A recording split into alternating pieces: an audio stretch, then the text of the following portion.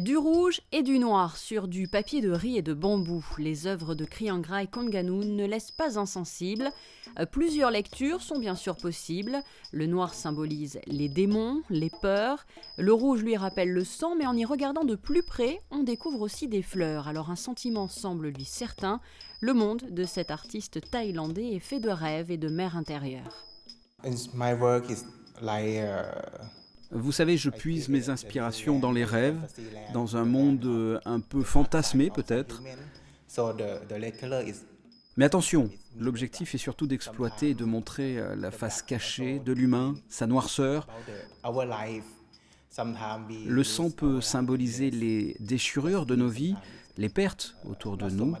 Il faut bien dire que parfois nous ne maîtrisons rien. Je pense que beaucoup de gens pourront trouver que les tableaux font écho à certains événements de leur vie, faire écho à leur côté sombre. L'artiste fait donc escale en principauté jusqu'à la fin du mois d'avril, après avoir exposé aux États-Unis et dans plusieurs pays d'Europe. Cet artiste originaire de Bangkok s'inscrit ainsi sur la liste des artistes venus de loin et qui ont exposé leurs œuvres sur les murs blancs de la galerie de Daniel Boéry. J'ai un réseau via Internet qui m'abreuve de propositions. Il y a les artistes eux-mêmes qui m'appreuvent aussi de propositions. Et en l'occurrence, ici, toute mon attention a été retenue. Et donc, dans la mesure où, avec des échanges Internet, on a pensé que c'était possible de faire quelque chose, je suis allé à Bangkok et travailler avec lui dans son atelier.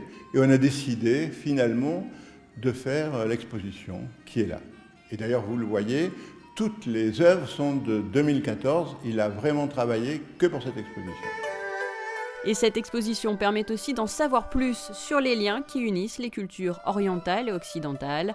L'artiste illustre d'ailleurs à lui tout seul ce trait d'union, puisque ses études l'ont mené de la Thaïlande à l'Italie, à l'école des Beaux-Arts de Florence précisément.